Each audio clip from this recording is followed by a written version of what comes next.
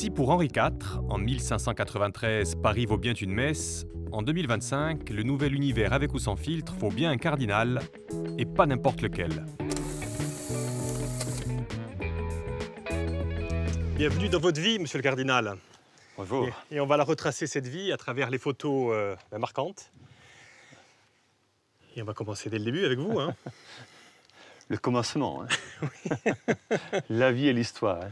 On a tous des racines, on a tous une histoire. Hein. Mais vos racines, elles sont là aussi. Hein. C'est pour ça que j'ai mis la petite ville, ou la grande ville de Pampelune, en Espagne. Vous naissez là, vous, hein? Oui, je suis né là. Oui, je suis né à Pampelune. À Pampelune. Vous êtes une famille, quelle origine sociale? Alors, mon père était militaire, décédé il y a une quinzaine d'années. Ma mère, mère au foyer. Donc une famille modeste, voilà, de la ville de Pampelune.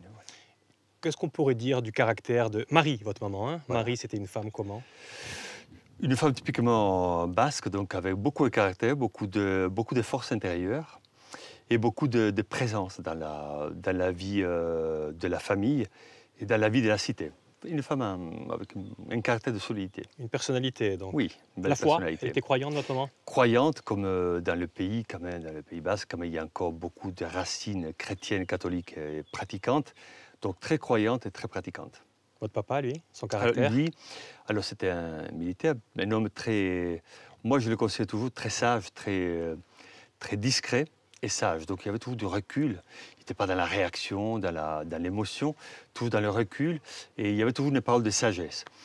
Mais il venait d'une famille un peu moins croyante. Mais bon. Approchons-nous un petit peu de Pampelune. Alors, Pampelune, c'est ça, hein, il y a la ville, et j'ai mis la verdure autour, parce que vous n'allez pas grandir en ville, en fait, monsieur le cardinal. Non, à l'extérieur de la ville. À l'extérieur. À l'extérieur, donc dans un petit village, et au milieu de la nature. Donc ça, c'est le côté peut-être qui m'a donné aussi le goût. C'est pour ça que je suis en Corse, je suis ravi d'être au milieu d'une nature puissante et belle. Comment allait votre enfance? Quel enfant vous êtes? Je suis un enfant, je pense, heureux.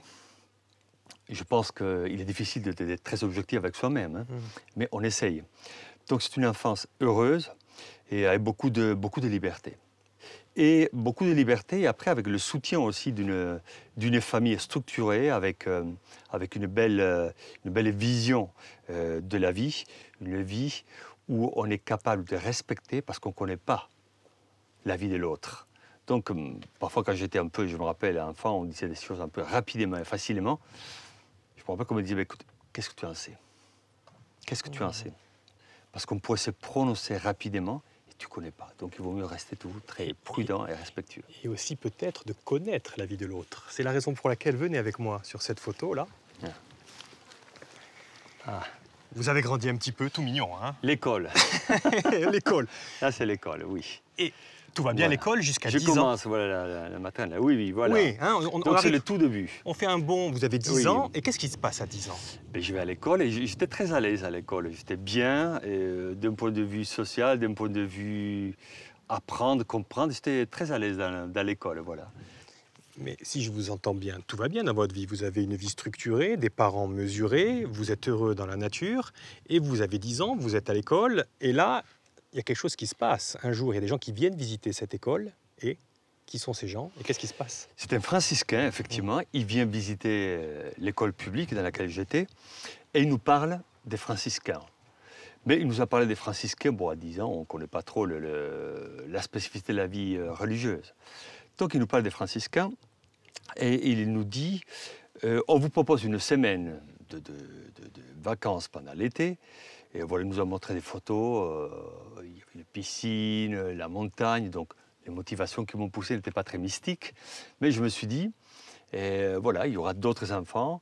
C'était juste à la frontière avec Espelette, donc voilà, la frontière avec la France, le Pays basque toujours.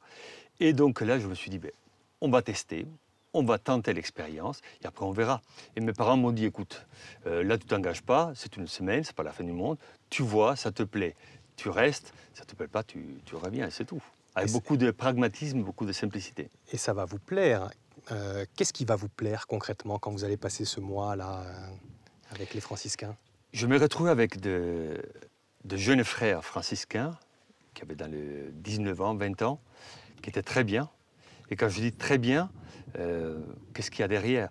Bon, je les trouvais sereins, joyeux. Ils étudiaient en Italie, donc il y avait une ouverture d'esprit. Je me suis dit, pourquoi pas moi? Et donc, dès la rentrée suivante, vous avez 11 ans, vous intégrez le petit séminaire, c'est ça, Voilà. vous allez, et vous quittez Pampelune, vous quittez vos J'ai parents, quitté les vous parents. vous retrouvez dans un Ouais. internat à 11 ans dans la vallée de Batsane, c'est Voilà, ça, c'est hein? ça. Euh, comment vous le vivez, ça?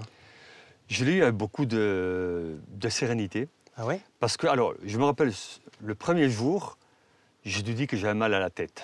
Ça, je me rappelle. Donc, il y avait le côté, évidemment, quitter la famille et tout.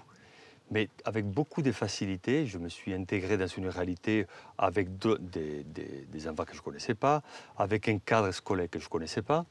Mais je pense que par nature, je suis assez simple. Je m'adapte assez bien à des réalités nouvelles. Et puis vous quittez aussi assez facilement une réalité idyllique aussi. Oui, oui, oui, mais voilà, donc je dois. C'est l'aventure. Je pense que dans mon Ouais. esprit, au plus profond de moi-même, il y a tout le goût de l'aventure. Mhm. C'est fascinant et passionnant. Oui, parce que ce qui est passionnant dans ce que vous dites, c'est qu'il n'y a pas la foi qui vous tombe dessus. Il y a pas, c'est pas comme ça va être un travail. Vous allez rester au petit séminaire de 11 ans jusqu'à 17 ans, hein, tout Mhm. votre secondaire, Mhm. et ça va être un apprentissage, ça, Ouais. la foi. J'ai pas vécu une fois la Saint-Paul, vous voyez, il tombe Mhm. du cheval, ça y est, et on découvre la foi. Dans mon cas, de par ma famille et par le séminaire, ça a été très graduel. Il n'y a pas eu de bouleversement, il n'y a pas eu des apparitions, visions, mystiques, rien du tout. Il y a eu des rencontres linéaires, d'une manière douce. Certains disent qu'il y a les conversions musclées et les conversions douces. Moi, c'est plutôt une conversion douce, donc d'une manière très linéaire, et sans trop de bouleversements. Aujourd'hui, on rencontre et on écoute des personnes qui nous disent « J'étais pas du tout croyant, j'étais très loin de l'Église, je me suis converti ». C'est formidable. Moi, je suis toujours... j'attends encore ma conversion. Non, Je mais continue. à tel point que, en grandissant comme ça, vous ne savez pas encore si vous allez prendre une vie complètement religieuse ou retourner dans une vie séculaire, hein. Je sais que vous avez envie de faire un petit peu de social, peut-être, ou professeur, hein. Ça se décide comme ça. On est dans une vie où on essaie de découvrir où est-ce qu'on va donner le meilleur de soi. Même quand on est enfant ou quand on est adolescent, tu n'as pas une vision très claire de ta vie. Tu as une orientation, une tendance, mais après il faut vérifier. Si tu ne réfléchis pas, si tu ne fais pas un bon discernement, tu vas être malheureux et tu vas rendre les autres malheureux. Alors quand tu veux être franciscain prêtre, il vaut bien y réfléchir avant. Autrement, on rate la vie, notre vie, et on risque d'être mauvais aussi dans la vie des autres. Il faut qu'il y ait une cohérence, une joie. Donc c'est un homme heureux qui arrive là-bas. Oui, oui, oui, oui, oui, oui, oui, vraiment. Vraiment, un homme heureux. Voilà. Vous arrivez dans un... Alors on dit dans un couvent, hein, chez les franciscains. Oui, oui. Dans un couvent, il y a 70 frères, on Oui, est frères. tout à Hein. fait. Là encore, pareil, hein, vous ne parlez pas un mot d'italien, Oui. monsieur le cardinal. Ouais. Là aussi, c'est un changement énorme. C'est magnifique, c'est l'aventure là aussi. Ouais. Voilà, on passe de la famille au séminaire, c'est une initiation. Après, tu quittes le séminaire, tu quittes le pays. Tu vas en Italie, où j'ai fait mon noviciat, là, à la basilique Saint-Antoine.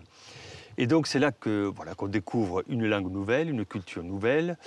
Tu te dis, mais voilà, quelle chance pour moi, j'avais 18 ans, de découvrir toutes ces personnes qui ont des responsabilités, des belles responsabilités. Et quelque part, quand tu parles avec eux, ils vont t'enrichir. Moi, je travaille dans le social avec les plus pauvres, Mais justement, et voilà ce que j'apprends. C'est ça qui est intéressant, c'est qu'avec les franciscains, on a effectivement l'esprit tourné vers les cieux, l'intellectuel, les écritures, mais il y a aussi ça. Oui, oui, tout à fait. Voilà, c'est le monde de... Quand j'étais novice, pour moi, c'était très beau et très riche, et ça a marqué aussi mon histoire. Quand j'étais novice, on est dans un couvent, une basilique du XIIIe siècle, donc très liturgique, très spirituelle, etc. Mais j'ai fait un stage pendant toute l'année auprès de ce qu'on appelle les cucine popolari. C'est-à-dire, on était avec les plus démunis et les plus pauvres à côté de la gare de Padoue.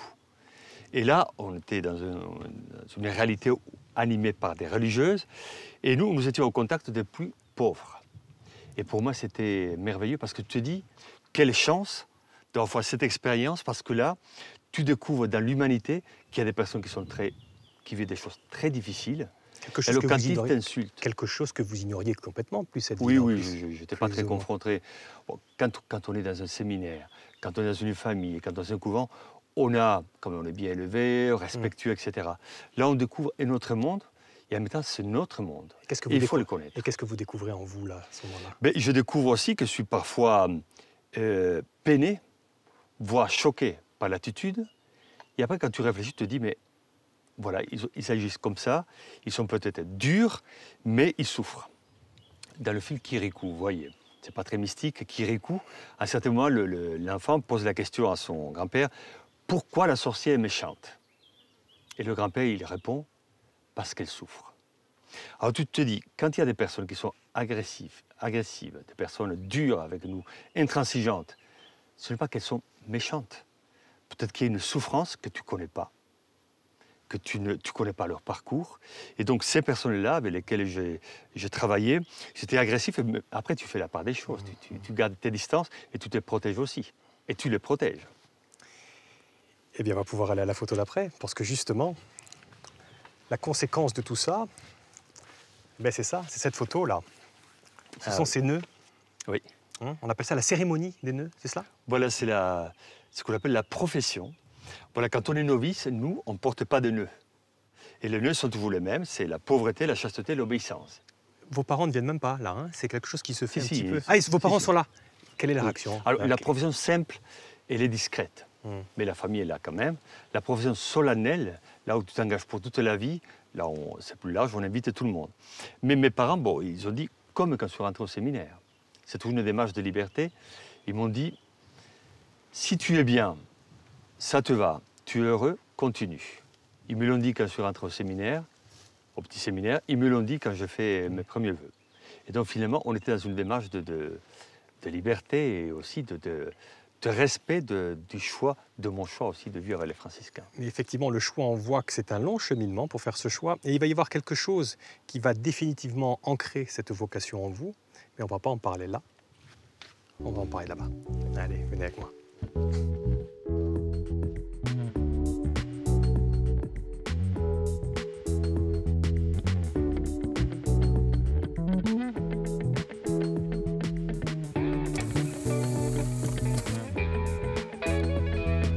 Allez-y, prenez place.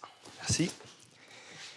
Et donc, comme je le disais, la confirmation que vous avez fait le bon choix, peut-être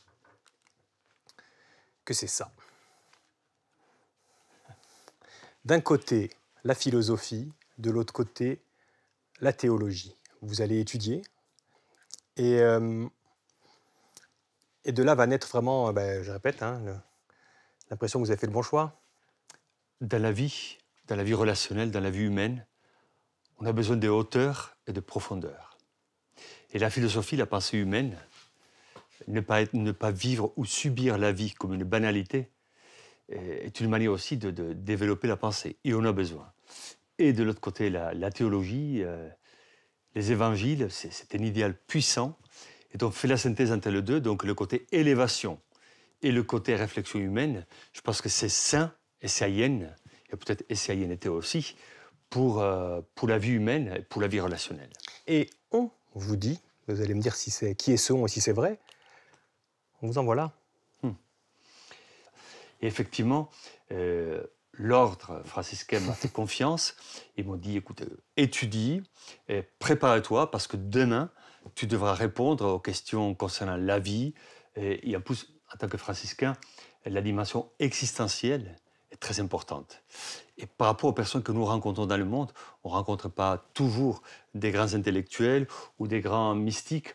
On rencontre des gens aussi qui, sur le chemin de la vie, ont des parcours parfois laborieux, compliqués, difficiles. Et là, il faut avoir la capacité de pouvoir répondre à la dimension existentielle. Vous êtes ordonné prêtre, et l'action, on la retrouve ici. Alors là, on est dans la cathédrale de Narbonne. Vous avez 25 ans. On vous envoie là. Mais c'est un défi là, parce que l'image parle d'elle-même en fait. Oui, absolument. C'est une terre. Alors, moi j'avais étudié, je suis au Pays Basque, très bien, très catholique. Padoue, très catholique. Facile. Toulouse, voilà, facile. Toulouse, très moyen. Narbonne, à l'époque où je suis arrivé moi, il y avait une pratique de 1% à peu près. Donc les églises étaient, effectivement, il n'y a pas grand monde. Et pour moi, c'était merveilleux de dire, Si les églises sont vides, alors certains en Italie me disent, mais comment tu vas faire? Il n'y a personne à la messe, mais c'est déprimant. Je me dis, écoutez, s'il y a 1% de pratique, cela signifie qu'il y a 99% des personnes qu'on peut contacter. Je ne dis pas convertir, ça serait prétentieux, c'est le Seigneur qui convertit, mais contacter, dialoguer, parler avec ces personnes. Mais ça, on ne vous l'a pas appris, ça. C'est vous, je répète, vous avez 25 ans, vous arrivez là, il faut faire preuve d'innovation, justement, pour contacter et pas convertir.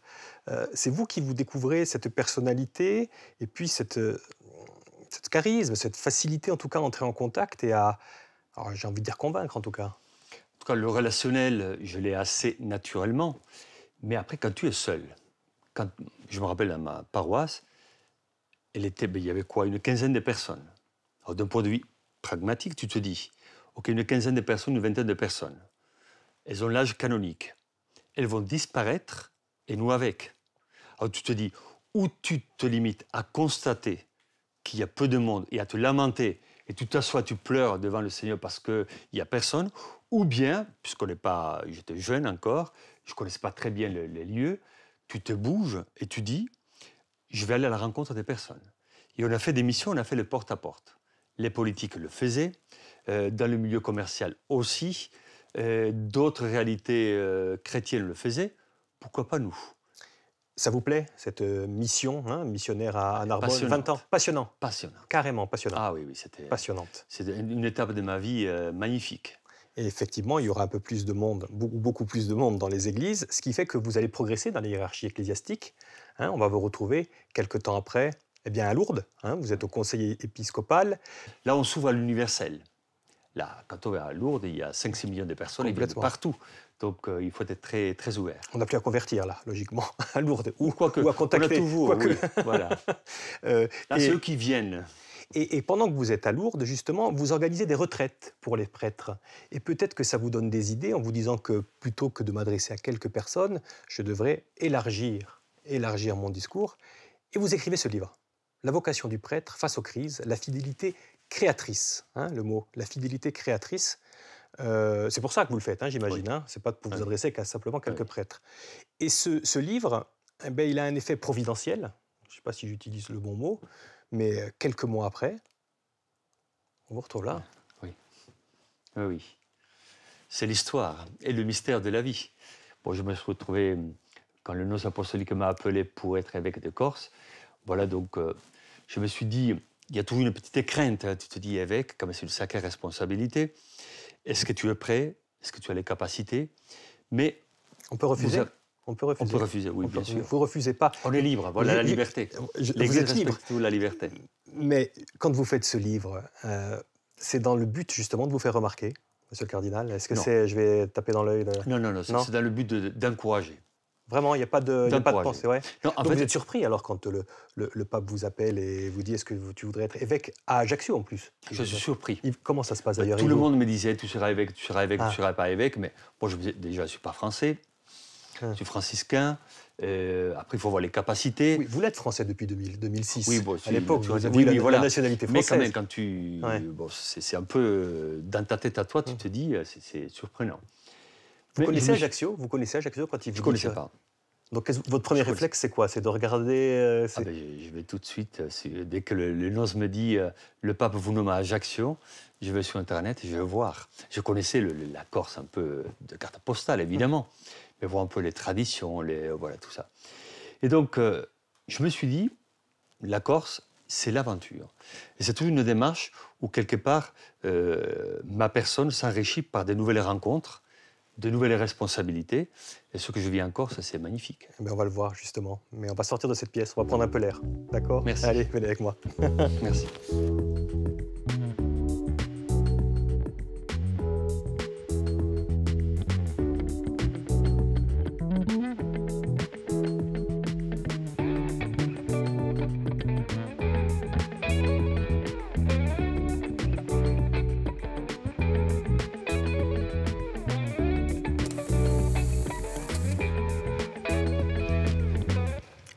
Allez-y, asseyez-vous. Merci. Et donc, la vie à Ajaccio, en quelques photos, et en Corse d'ailleurs, ça ressemble à ça. Votre vie. Depuis que vous êtes arrivé, on a l'impression que vous avez un petit peu le don d'ubiquité, hein, monsieur le cardinal. Vous êtes partout avec tout le monde, vous rencontrez des mains, vous rencontrez des gens, vous serrez des mains. C'est une vie fascinante, non? Oui, parce que finalement, quand on dit oui au pape pour être évêque d'Ajaccio, c'est pour se donner, c'est pas pour profiter. Et donc, moi, je suis convaincu que dans la vie d'un évêque, il faut qu'il y ait la proximité pour avoir l'autorité. C'est un binôme qui va toujours ensemble. S'il n'y a pas de proximité avec les gens, il ne peut pas y avoir d'autorité. Il peut y avoir peut-être une logique de pouvoir, mais pas d'autorité. Mais vous avez employé le mot pouvoir. Votre parole a un pouvoir, là. Comment on le vit, ça, vous, en tant qu'homme, de voir que là, on n'est pas à Narbonne où il y avait... Là, on a l'impression que le travail est assez facile, votre job, si je peux me permettre. Oui, oui, c'est Vous avez vrai. un véritable pouvoir sur les populations. Comment on le vit, ça, quand on est un homme? Plus que pouvoir, je répète le terme, c'est plutôt de l'autorité.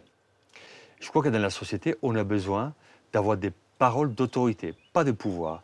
Par le pouvoir, tu peux aussi écraser, tu peux dominer ou manipuler. Par l'autorité, tu fais grandir les talents que chacun porte en soi. Vous le vivez comme ça, parce que moi, l'autorité, ça s'opposerait presque un petit peu à la liberté, alors que la liberté vous est chère. Il n'y a pas de divorce entre l'autorité et la liberté. Non. L'autorité a besoin de la liberté et la liberté a besoin de l'autorité. Parce que l'autorité doit protéger la liberté. Et la liberté est l'expression d'une autorité qui s'exprime. Et je vais reposer ma question différemment. Vous êtes un petit peu, enfin presque une star en Corse. Est-ce que c'est fascinant de fasciner? Alors moi, je reste très chaste. Je sais que quand je vais quelque part, on va me demander des photos, on va me demander un contact, et je suis leur évêque, et les personnes le méritent. Moi, je toujours dit, quand on est évêque de Corse, et quand on a dit oui, si je vais dans les villages ou je vais ailleurs, il est important que les personnes puissent avoir une facilité de contact avec leur évêque, avec leur cardinal. Mais le but de ma vie n'est pas de séduire. Si on est dans la séduction, c'est qu'il y a un problème. Le but, c'est une opération proximité et respect des personnes. Et puis, avec vous, il va y avoir encore deux choses concomitantes. C'est un livre et une nomination. Alors, c'est pratiquement au même moment. Hein. Vous êtes, on dit ordonné, cardinal, hein, c'est Créé cardinal. Pardon, créé Oui. cardinal, en même temps que ce livre. À chaque fois, il se passe quelque chose quand vous écrivez, monsieur le cardinal. C'est dangereux alors d'écrire. Hein. En fait, quand on écrit, moi je me dis, il faut partager tout simplement. Après, effectivement, j'étais créé cardinal. Et voilà, là on voit aussi ce moment qui m'a beaucoup marqué. C'est le moment où le pape, voilà, pour créer cardinal, il m'a donné cette bague. Tous les cardinaux, nous avons la même bague.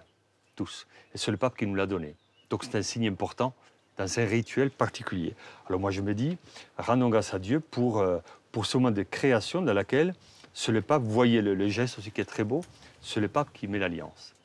Il te dit, voilà, tu es créé cardinal, tu es lié à moi, donc au pape, au souverain pontife, et vivons un ministère de communion et d'union, et pas de division. Je sais que vous êtes sportif par ailleurs. Qu'est-ce qu'on se dit à ce moment-là? Je sais qu'en judo, par exemple, quand on a la ceinture noire, mon professeur me disait, c'est maintenant que tout commence. Est-ce qu'on se dit la même chose quand on est cardinal? Est-ce que c'est un aboutissement ou c'est un début? C'est un début. Vous vous dites ça à ce moment-là? C'est le début? Je me dis, encore une fois, comme dans toute mon histoire que nous voyons depuis le début, c'est une nouvelle étape, une nouvelle aventure. Donc tu te dis, tu as dit oui jusqu'à présent, continue à dire oui. Et cette aventure, une des étapes impressionnantes, extraordinaires, extraordinaire parce que ça sort complètement de l'ordinaire, c'est cela? Ah oui, là, voilà, quand je pense au pape François, d'un point de vue personnel, hein, c'est le pape qui m'a nommé évêque de Corse. C'est le pape qui m'a créé cardinal et c'est le pape qui est venu en Corse. Il vient en Corse pourquoi? C'est vous qui lui soufflez à l'oreille, monsieur le cardinal? Nous, on propose toujours. Vous lui proposez? On propose toujours. Ben, c'est-à-dire, je pense que tous les évêques du monde disent au pape, mais écoutez, venez chez nous, venez voir, découvrir la réalité. Donc, qu'est-ce qui a fait que vous avez réussi à le faire venir? Mais écoutez, je pense que déjà, la proximité, on n'est pas loin de Rome. Voilà qu'il avait 87 ans, presque 88 ans, et faire un long voyage, compliqué, c'est difficile. Mais je me suis dit, on est quand même en Corse. On n'est pas loin de Rome. Un coup d'hélicoptère ou d'avion, on est à côté. Donc ce n'est pas très compliqué. Et moi, j'avais pensé en fait aux visites à l'italienne, En Italie, le pape, il est à Rome, il se déplace dans une ville, il part le matin, il rentre le soir. Donc ce n'est pas très compliqué d'un point de vue logistique. Mais il faut qu'il le veuille. Et donc là, dans ce cas-là, moi je me suis dit, on va voir. Je n'avais pas trop, bon, je le dis dans l'enthousiasme, je me dis, est-ce qu'il acceptera? Bon, on verra. Et c'est venu comme ça. Et ça a dépassé toutes vos espérances, parce qu'il n'a pas fait simplement un saut de puce.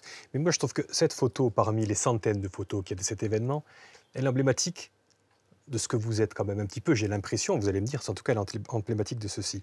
On voit une foule en délire, on voit un pape tout sourire. Ça sera le dernier voyage d'un pape à l'étranger quand même. Là, c'est une photo historique. Hein. Vous êtes le cardinal qui aurait été sur le dernier voyage. Mais c'est vous, là, qui est intéressant. C'est-à-dire que, entre émotion et quand même maîtrise de soi, vous fixez l'objectif de la photo. Ah oui. Bon, je ne sais pas si... Je regardais partout. Parce que quand on est à ma place, et dans cette photo, vous l'avez dit, il y a la foule.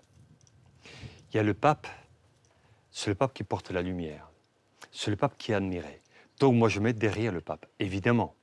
Et là, je regardais, moi, ce qui m'a fasciné, en fait, c'est le terme, c'est le visage et le regard des gens.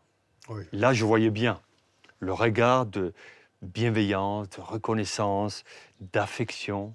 C'était magnifique. Et la vie est comme ça, c'est qu'après le magnifique, il y a le tragique. Et le tragique, c'est ce qui nous attend tous. Comment vous êtes quand vous apprenez la mort de François Alors, c'était une situation quand même un peu... J'étais dans l'avion à Paris et je partais à Tel Aviv, en Israël, pour une visite d'une semaine avec d'autres évêques. Quand je suis dans l'avion, à Orly, et on est en train de rouler pour décoller, je reçois un coup de téléphone pour me dire « le pape est mort, Seigneur ». Et je dis « comment je fais maintenant ?» Et donc j'ai dû continuer ma démarche, arriver à Tel Aviv, et une fois à Tel Aviv, trouver très vite un autre avion pour rentrer à Rome. Et moi je me suis dit dans ma tête, après le pèlerinage en Corse, le pèlerinage pour y rester à le paradis, c'est magnifique. Et après l'enterrement, il y a ça. Alors vous, le jeune religieux qui a eu un petit peu peur au début, quand il est dans les rues de Padoue, face à la pauvreté, face à l'extrême pauvreté, on vous retrouve quelques années plus tard, 40 ans plus tard, là. Est-ce que vous aviez eu peur, tiens, avant d'arriver là? Non, je n'ai pas eu peur. Il y a un fantasme dans lequel on voit tous ces cardinaux comme une logique, une machine de pouvoir. On est là pour jouer, pour dominer. Et moi, j'ai vécu ça avec beaucoup de... Bon, déjà, entre nous, les cardinaux, il y avait beaucoup de fraternité, beaucoup de simplicité. Et on a vécu une vraie communion. Il n'y a pas de logique de pouvoir, de division, de tension. Ça, je veux bien l'entendre. Et puis, c'est peut-être le discours qu'il faut faire. Mais je veux bien l'entendre. Mais le petit garçon de Padoue qui arrive là, au milieu de tous ces puissants, il y a un complexe, il n'y a pas de complexe, Non, il n'y a pas de complexe. Je pense que chacun a sa place. Ouais. J'avais pas trop peur. Hein. Moi, je me suis dit, quand on a 56 ans, on va pas être élu pape. Donc, il y en a d'autres qui ont beaucoup plus d'expérience, bon, ils connaissent bien la curie romaine et autres. Il y a des étapes qui te préparent petit à petit pour que tu puisses mieux servir et mieux te situer dans des lieux. Moi, j'aurais jamais imaginé à l'âge de 20 ans ou de 40 ans et même de 50 ans que je serais là pour vivre un conclave. Et la dernière photo, c'est celle-ci. Donc c'est votre livre qui est sorti il y a quelques jours en Corse, Réparation. Donc, si on suit le fil de votre vie, après un livre, il va y avoir une nouvelle aventure avec vous. Est-ce que cette nouvelle aventure, vous la souhaitez? Vous priez pour ça? Est-ce que vous vous apprêtez à repartir? Est-ce que vous allez rester? Moi, je pense qu'il est important que je reste en Corse, parce qu'il est important aussi que, voilà, il y a 4 ans que je suis là. C'est pas beaucoup. On a plein de défis merveilleux dans l'église de Corse. Donc c'est à nous de répondre à ces défis. Oui, mais comprenez un petit peu ma question. Elle est peut-être volontairement un peu provocatrice. Il y a Jacques Chirac qui avait fait un livre sur la fracture sociale et ça l'avait mené à la présidence de la République. Vous faites un livre sur la fracture sociale encore. On pense quand même à un livre un peu avec des visées, peut-être une ambition, non ou pas? Non, non, il n'y a pas un intérêt conscient ou inconscient dans lequel tu dis, tiens, je vais écrire pour que il n'y a pas un but. S'il y avait un intérêt, ça ne serait pas trop dans l'esprit évangélique chrétien. Il faut que ça soit gratuit et qui vise le bien. Autrement, on est dans l'intérêt, dans la stratégie, dans la tactique, dans la politique, et ce n'est pas le but. Ce qui est important, ce qui fait grandir une société, c'est quand tu fais des propositions. Et tu passes de l'analyse à la synthèse. Et alors, tu apportes ta réflexion, ta vision. Elle n'est pas dogmatique, mais elle est importante parce que tu crois que ça peut éclairer peut-être certains esprits. Ou créer encore, et on en revient à la création. Créer, voilà, Hein? on a besoin de création et de créativité. Et de Voilà. créateurs. Allez, À côté de moi. C'est la dernière photo, c'est moi qui l'a fait. Allez-y, j'espère qu'elle va être bien. Voilà. Merci infiniment, Merci à monsieur vous. le cardinal. Merci. Longue route à vous, tout simplement. Merci à vous Et aussi. plein d'aventures encore pour l'avenir. Et que Ok. Dieu vous garde. Au Merci, revoir. merci.